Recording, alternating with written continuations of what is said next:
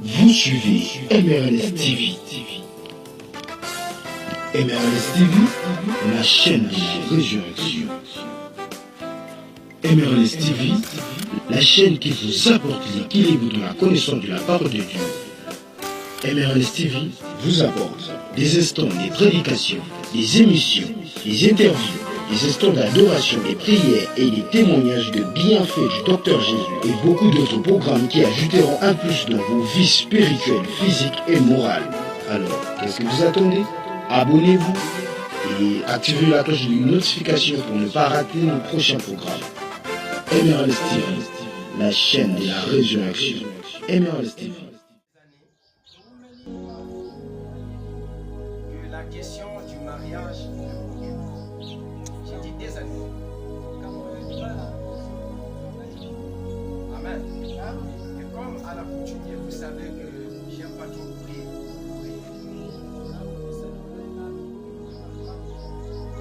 Amen. La question du mariage. Vous allez me dire, mais qu'est-ce qui arrive? Qu'est-ce qu'il arrive pour qu'il vienne contredire? Il avait dit le pasteur qui doit prêcher, mais qu'est-ce qu'il arrive? On nous avait parlé sur la bénédiction. Et je crois que la bénédiction doit être donnée dans toutes ces hommes. Dans la compréhension de la parole, c'est aussi une compréhension de la bénédiction. Amen. Et donc, j'étais confronté sur des questions de l'union de deux individus. Amen. De celui-ci qui a cru, de celui-ci qui n'a pas cru, de celui qui est venu avec sa femme dans la foi.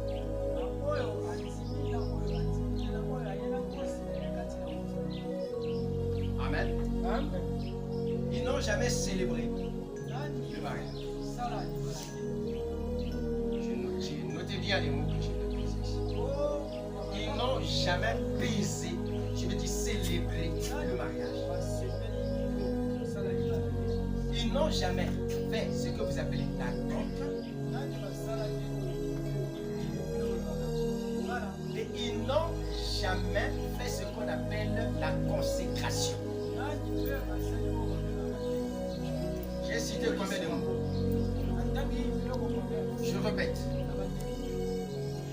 Jamais célébrer le mariage. C'est une portion de l'écriture, mais je crois bien Hébreux 13. Qui vous dit que le mariage soit célébré de tous, Hébreux 13, 4, n'est-ce pas? Mais écoutez attentivement. Parce que sur cette affaire du mariage, c'est une position définitive.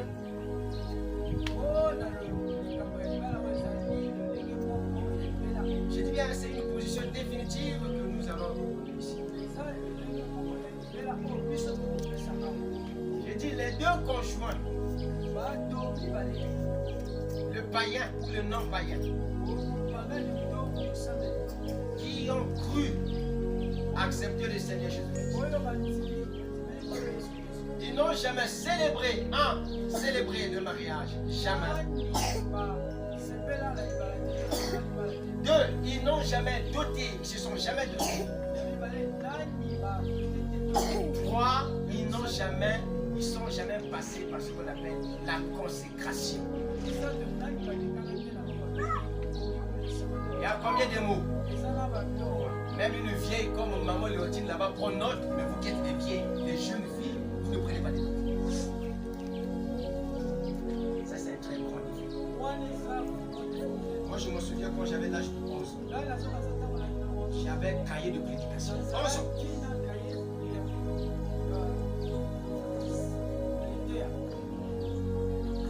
Toi, tu n'as ni magnétophone, ceux qui magnétophone, tu ne l'as pas. Mais une vieille qui a déjà des générations construites, elle prend des notes. Mais toi, jeune et jeune fille, toi, tu connais pas ce qu'on appelle ma prédication. Je crois que c'est ça. Parce que quelqu'un qui connaît le sens de ce que c'est je vais à l'église, c'est celui qui va pour prendre les enseignements. L'église est une école où l'on prend des notes.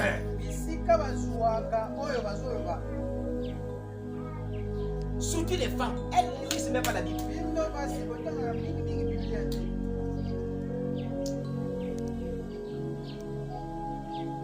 venez pas à l'église pour chauffer les pots, sinon vous allez perdre.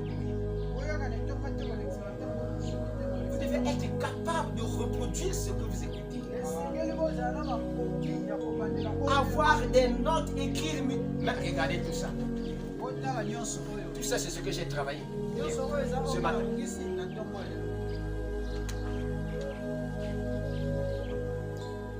Qui est l'église. À quelle église? Il n'a même pas de cahier. Dans son sac là, il n'y a pas de cahier. Il n'y a pas un bic. Il n'y a rien. Il n'y a que des pièces. Moi, au fond.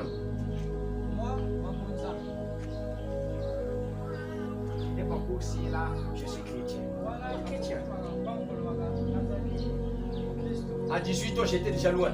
19 ans, je vais dire. À 19 ans, je commençais déjà à prêcher. À prêcher à l'âge de 19 ans. Mais j'avais des références, des prédications de mon pasteur. J'avais même une femme à l'époque. Une jeune sœur. Non, c'était une sœur. C'était une copine à Vicky. Elle s'appelait Paul. Je ne sais pas s'il est toujours comme ça. La sœur là était fervente dans les Écritures.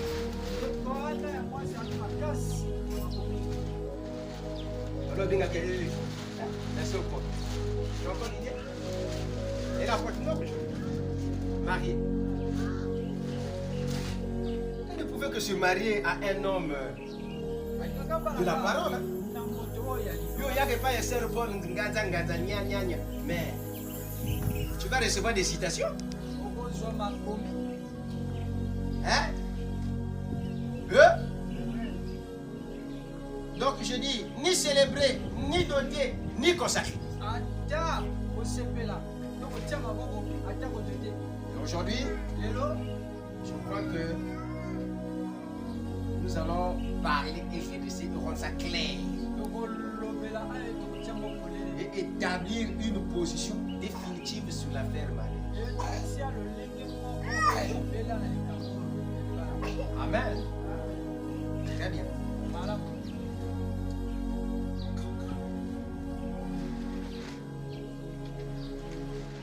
Qu'est-ce que le mariage? On nous dit que le mariage, je l'ai déjà dit, c'est une union. L'union de deux individus qui se sont décidés de faire route et de vivre ensemble. C'est ce qu'on appelle par le mariage. Le mariage n'est pas seulement donné aux hommes. Le mot mariage, ce n'est pas seulement pour les hommes. Le mot mariage veut simplement réunir. Lié. Est-ce que vous comprenez? C'est ça le mot mariage. Le mot dot. Le mot dot est le prix, est considéré comme un prix de rachat. Que l'on demande à un individu. Et donc, le mot dot n'a pas toujours été le prix d'argent. Est-ce que vous êtes avec moi? Ça, c'est dans l'Ancien Testament. Ça n'a pas toujours été le prix d'argent. Est-ce que vous comprenez? Ça n'a pas toujours été l'espèce quelconque que l'on demande. Mais ça peut être la volonté de l'individu qui dit que oui, il n'y a pas de problème, vivez en paix.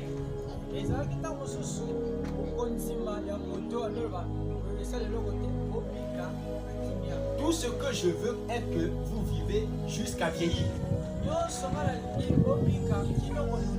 C'est pas toutefois synonyme à ce qu'on te donne quelque chose. Dans l'Ancien Testament, dans l'histoire de Rachel et Jacob et Monsieur Laban, pour le prix de rachat de cette dernière, Laban avait demandé à ce que Jacob puisse travailler encore 7 ans afin qu'il puisse obtenir la jeune fille comme pour femme.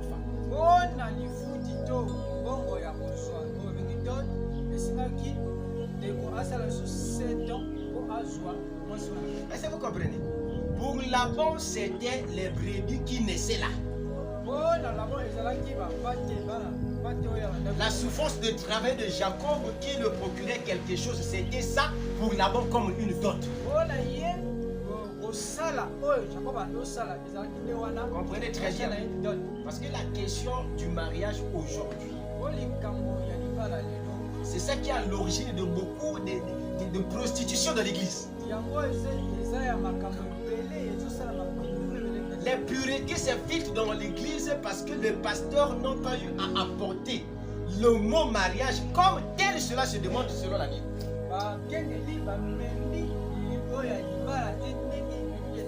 Le mot mariage est déjà comme une persécution pour celui qui se décide d'avoir une sœur vivant avec elle.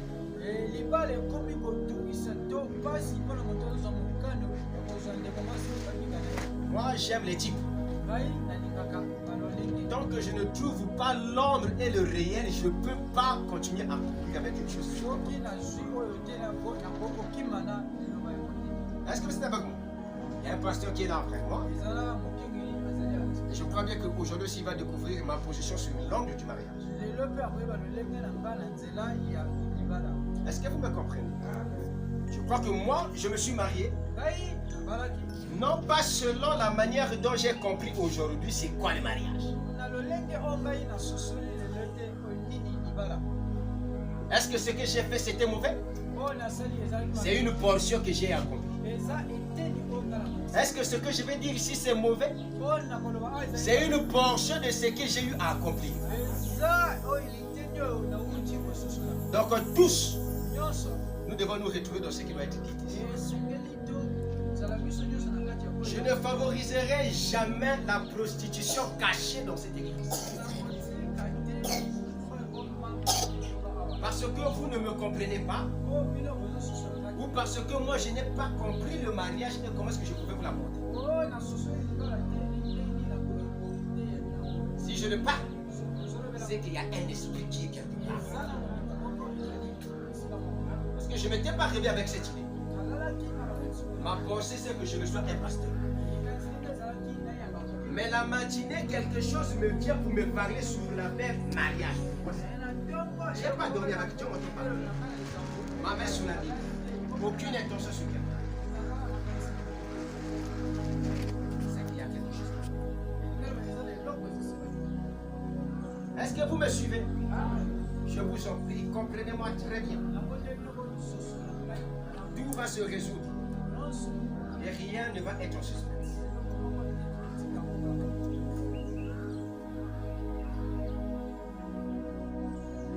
Est-ce que vous êtes là?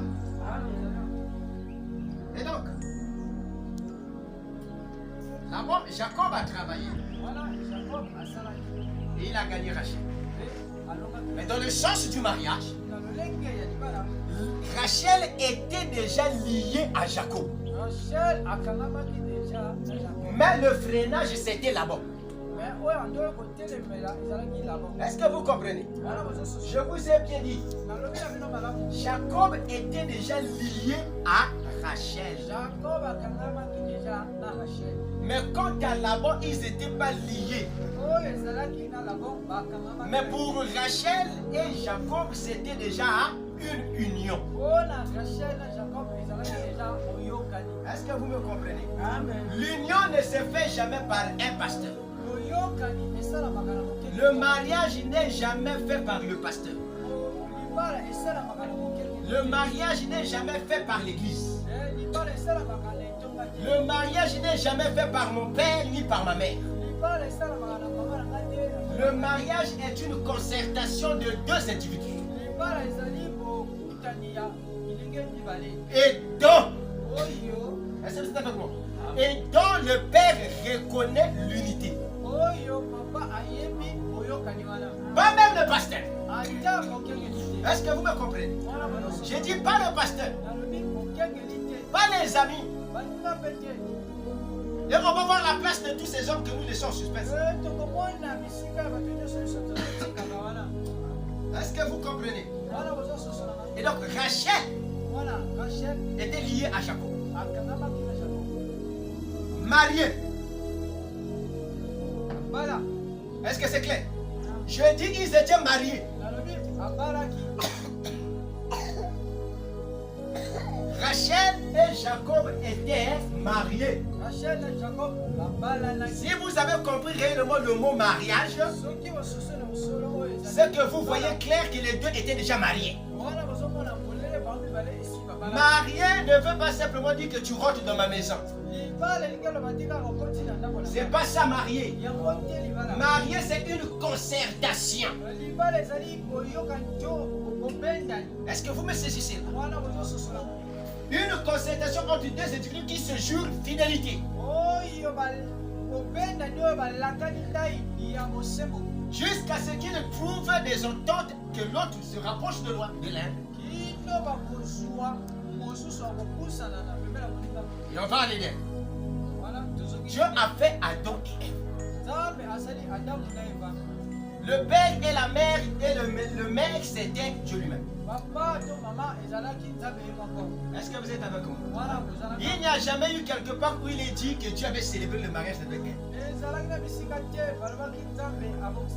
Mais le livre de la Genèse vous dira Dieu les bénit. Est-ce que vous êtes avec moi? La Bible dit que Dieu les bénit. Et leur dit soyez féconds, multipliez-vous. Et est-ce que vous êtes là tous? Les jeunes filles, vous me comprenez là-bas?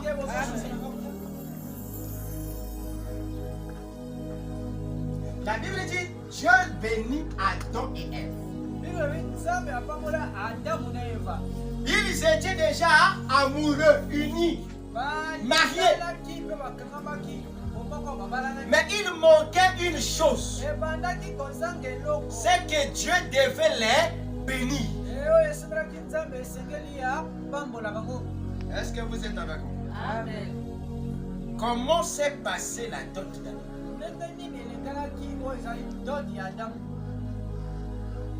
Est-ce que vous êtes avec moi? Est-ce que là on se comprend? La Bible avait promis que le peuple ne sera plus de la confusion. Donc toi si tu vas pour te prostituer, l'éclaircissement te donne et tu auras le droit. Tu as le droit de t'aligner. Je veux me marier avec lui. Au lieu d'aller exposer ton corps à n'importe qui. Hey, je vais te donner la main. Amen.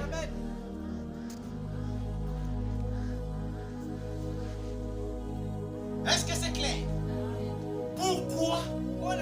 C'est pour éviter l'impudicité, l'impureté dans l'assemblée des saints. Puisque autrefois tu t'es prostitué, Dieu t'apporte l'éclaircissement afin d'arrêter la prostitution.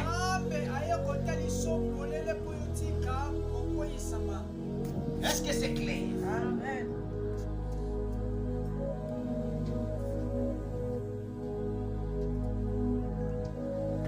Et donc,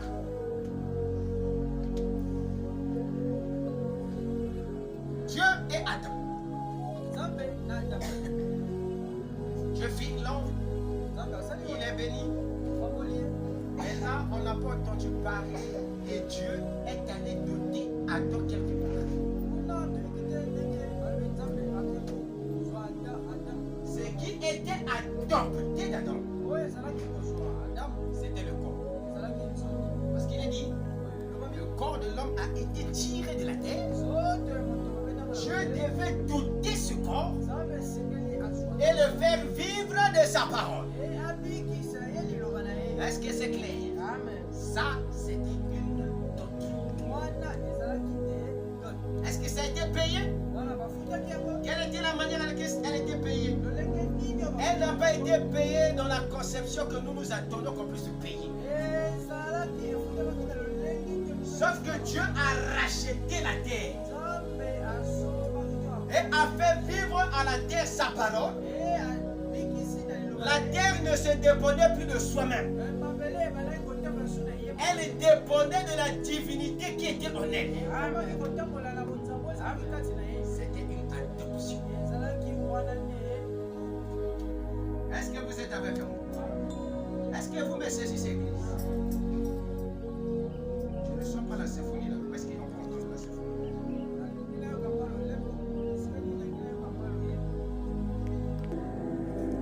Amen. Je vais d'abord à 15. 14. Car le mari non croyant est sanctifié par la femme, et la femme non croyante est sanctifiée par le frère.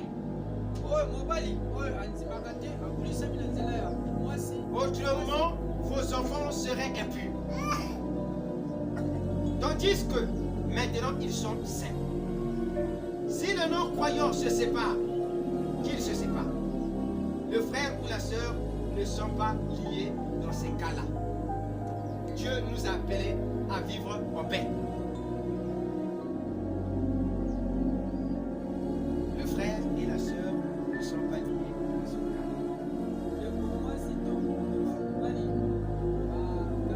À quel moment cette écriture intervient?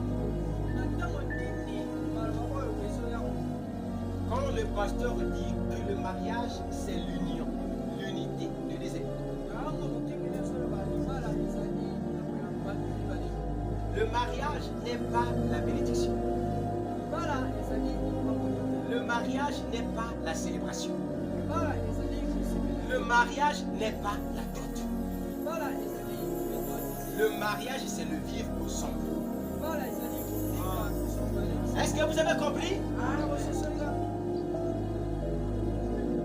Y a-t-il pas des gens qui sont mariés ici? Le fait pour les marier. Pourquoi?